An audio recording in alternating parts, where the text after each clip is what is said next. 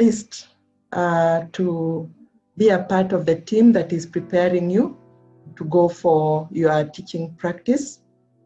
And the presentation that I'm going to do is focusing on the issue of leadership. You, the student teacher, as a leader. So you're most welcome to the presentation. I'll just share my screen so that you're able to see my slides.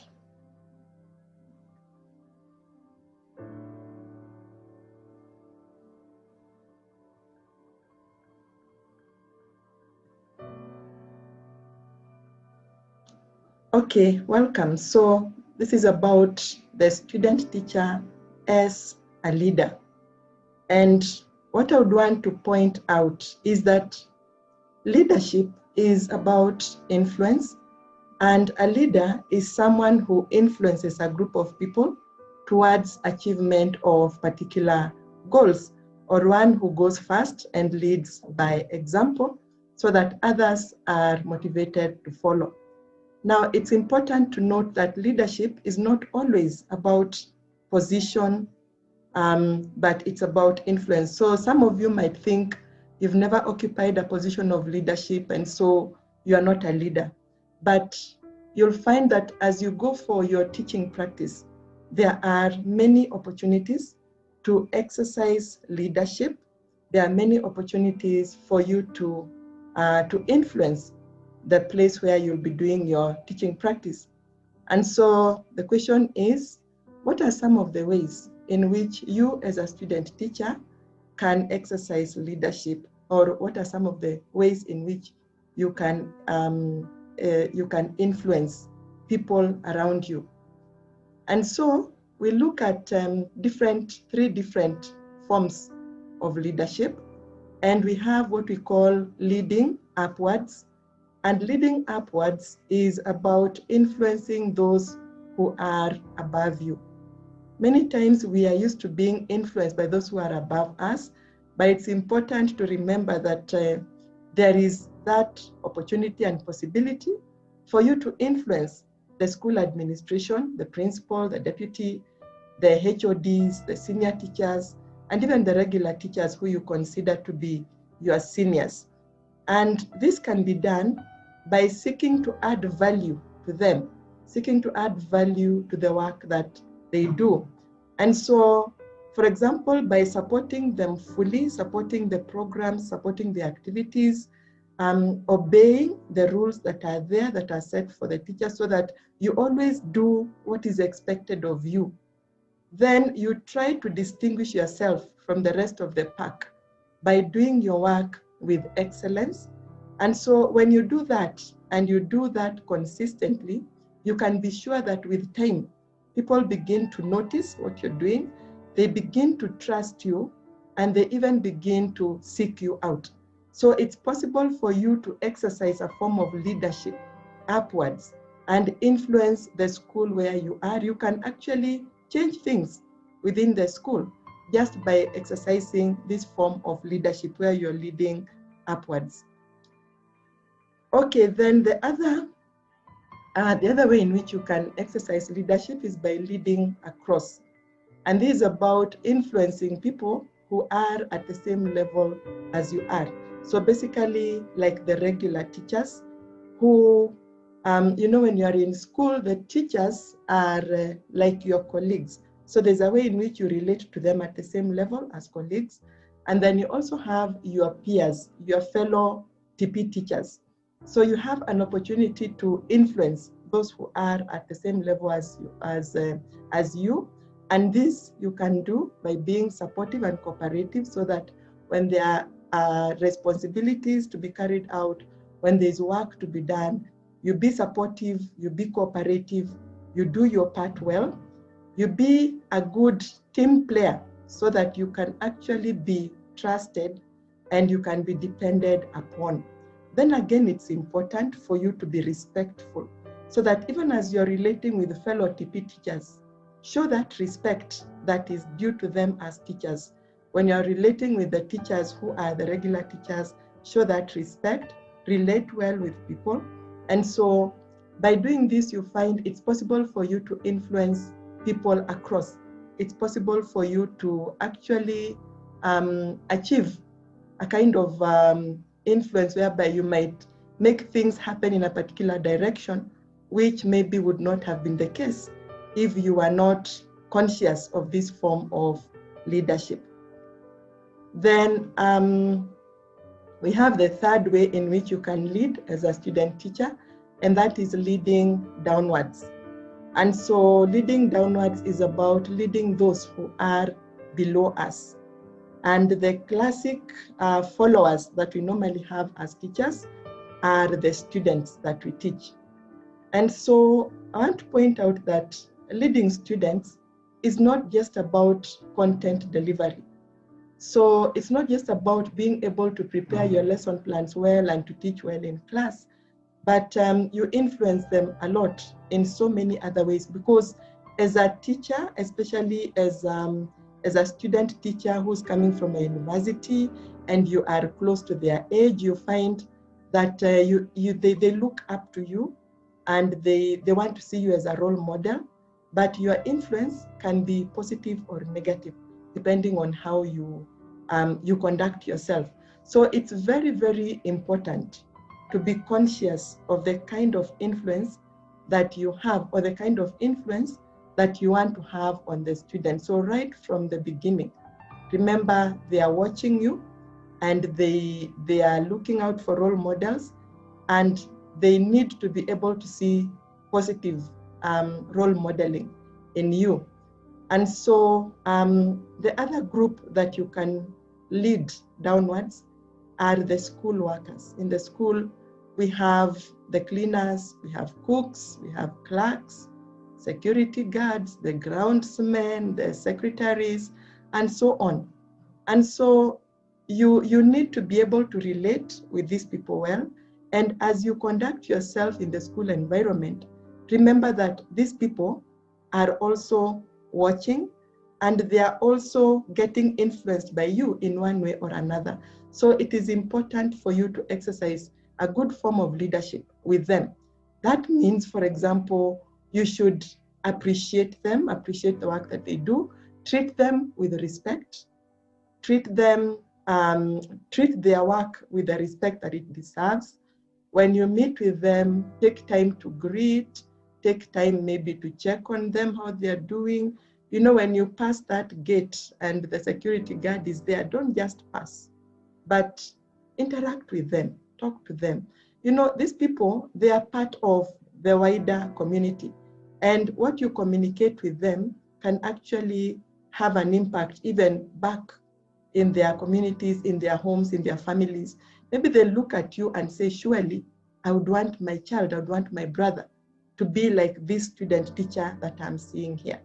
So it's good for you to be conscious that in leading, influencing people who are below you, you have to think about the school workers, the students, and be a good role model and conduct yourself well. Okay. So the question we need to ask ourselves is, how can we be effective in the 3 leadership positions so that we can leave a positive impact as a student teacher? At the end of it all, when you're through with your TP, what kind of impact will you have had? Not just among the students, but among the teachers, in the administration, and even among the subordinate staff. So be conscious and be deliberate right from the beginning that you're going to exercise a positive form of influence. So having said that much, there is what we are calling the elephant in the room as far as leadership is concerned. And the big challenge we have is about leading ourselves, because leadership actually starts with you. For you to be a good leader, you must first of all be able to lead yourself well. And so the question I would ask is, would you follow yourself? You know, if you are, you know yourself, if you are a leader, would you want to follow yourself? And if you cannot follow yourself, then why would anybody else want to follow you? So it's important for us to be able to lead ourselves properly. And leading ourselves properly is about effective self-management, being able to manage ourselves well, being good managers of ourselves. And there are various areas in which we need to exercise this kind of management. So what is it that you must manage? Number one, you must be able to manage your emotions. Now, as human beings, we are emotional beings. We are made with emotions. That's part of what makes us human. But those emotions, they have to be managed so that they work for us and not against us. And so it's very important for you to have emotional intelligence, being able to understand your emotions, being able to manage and control your emotions so that you are able to achieve the goals that you're supposed to achieve. So like on TP, you make sure that you don't allow your emotions to get in the way of the work that you're doing. So you'll relate with people. Some people may make you happy, other people may make you not too happy. You may find there is attraction between the opposite sexes, and it could even involve the students themselves. So are you going to allow yourself to just follow your emotions so that you end up messing? So emotional intelligence is very, very important. You must be able to understand and manage emotions. Emotions such as anger. How do you express yourself when you're angry? Even if somebody annoys you, do you have to lose your temper and throw a tantrum and maybe end up doing things or saying things that you're going to regret? So many great leaders and many promising lives have been destroyed due to lack of emotional intelligence. And I'm sure all of us, we can think of examples. We know of examples, public figures, figures that are not so public. We know of students who have been destroyed because of not being able to manage their emotions well. And we have had cases like during teaching practice. There are students who, despite the fact that you are briefed and you are told, don't get into relationships, don't get into relationships with students, don't get into relationships with the teachers, don't conduct yourself in a disorderly manner. You find somehow people, when they get to their schools during TP, there are some who end up in those same traps. And so we have students who have been discontinued from teaching practice, students who have been disciplined, who have had to undergo disciplinary action because of not checking their emotions properly. So please be very, very careful, be aware, acknowledge your emotions, yes, but try and control, try and manage them. Okay, number two, you must also be able to manage your time. Remember, you don't have forever. Time is very limited. And from the time you report to school, it's like the clock starts ticking. And so every moment in school actually counts. So you must be able to plan your time properly. You must be able to manage the time properly. There are many different activities that you will be required to do. And of course, you need time. You need time for yourself, for your own personal things. You need time for spiritual matters. You need time for extracurricular activities and so on. But remember, the core is your teaching practice. And so you must be able to manage your time in such a way that you make use of every minute in a very good way to achieve your goals. Okay, number three, you must be able to manage your priorities. Always keep in mind, what is it that you are in that school to do? Focus on your end goal. You are there to do your teaching practice, to do your learning resource project and finish well. And it would be good if you could aim that you want to get a grade A, or at least if it's so bad, it can be a B, so that you work right from the beginning to aim to achieve that. So keep your priorities in mind, keep your core business in mind at all times, so that you focus, even as you do other things, because we have other things that we need to do. Always remember, what is my main priority? Other things can come in later, but focus yourself on your priorities. So even in terms of your energy, you need to be able to manage your energy and give your best and give your all to the teaching practice. There is one of our students who's a Ugandan who keeps on saying that him is handling his studies as if he's killing a relative. Killing a relative is about doing something, you make sure that you actually, like if a relative witnessed you committing a crime, the relative will tell on you. And so you want to get rid of them. And so you do it like you really want to get rid of them. Okay, that's not a very good example. But give it your all, give it your best, and make sure that you use every ounce of energy to actually be the best you can be and achieve the best during your teaching practice. Okay, number 5, you must be able to manage your thinking, and your thought life matters a lot, because what you consistently think about yourself, and the pattern of your thinking will shape you. This is also in terms of your attitude. How do you view life? How do you feel about life? So as you're going for TP, what do you think of the whole exercise? What is your attitude towards being on TP? Is it just another thing that you have to do just to get by and get the grade and move on? Or are you going to think about it in a positive way and think about every requirement in a positive way? You have to keep up to date with your lesson plans. It's a daily thing, it's a lot of work, but are you going to think about it in a negative way? Is it bothersome? Or is it part of what you have to go through so that you look at it positively? So remember the words in Proverbs 23, verse 7, that as a man thinks, so is he. So your thought life will shape you. So try to make sure that you focus on positive, on what is positive, think on what is good. Okay, then number 6, you must be able to manage your words. And words are very, very powerful. And remember, words, once they are spoken, you cannot take them back. And yet these same words, they can make you or break you. So what I can say to you is, as you will be on your teaching practice, watch your tongue. Don't engage in careless talk. Don't just say things for the sake of saying them. Sometimes you may find certain conversations trending in the school, among the teachers.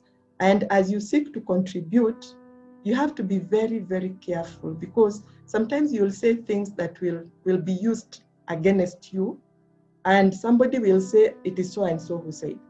But if you are careful with your words, if you are prudent in your conversations, then you will not get into trouble because of the words that you speak. Then sometimes also we use very strong words among the students, and we use words that discourage them, words that bring them down. And so also remember that it is possible to destroy a life through careless words, but it is also possible to build life through words that are carefully thought out. So let's purpose to be careful so that we use our words in a positive way to build, to maintain our reputation, and to build the students, and also to just bring positivity around you. So remember also, according to Proverbs 18:21, that life and death is in the power of the tongue. And you can also use words against your own self. And you will find if you speak consistently negatively about yourself, it actually gets to you. So let your words be positive, whether they are directed to yourself or directed to other people. Okay, then number 7, you must be able to manage your personal or your private life. So especially when you are on teaching practice, what you do in your private space matters a lot. So it is not about my life, my choice. It is not about my private time, my choice, because you are part of a society, and whether you are within the school or outside the school, people are watching. You may not be in the school, but in the place where you're staying, if you're staying outside the school, there are community members there who are watching you, and they know this is a university student. And so if you move around recklessly, for example, if you go drinking recklessly, if you go interacting with people of the opposite sex in ways that are not proper, if you conduct yourself in improper ways, then remember this is going to affect the kind of influence that you have on the society. Because even whether you're in school or outside, remember people are watching you and your life has an impact. So let us learn to conduct ourselves, or let us conduct ourselves in a responsible and respectable manner at all times. So even if you are a teacher, because you'll be considered to be a teacher, remember teachers are role models in the society. Teachers are people that others look up to. And so it's good for you to have that proper image. And then again, I want to point out that these things that you do in your private life, if you mess, they can also bring you down. So you might find that your career as a teacher can end even before it begins if you fail to conduct yourself properly in your personal or private life. So those are the 7 areas in which you must be able to manage yourself. So remember, I said that leadership begins with you. So for you to lead effectively, you must be able to lead yourself. Leading yourself is about managing yourself, and it is not always about a position that you occupy.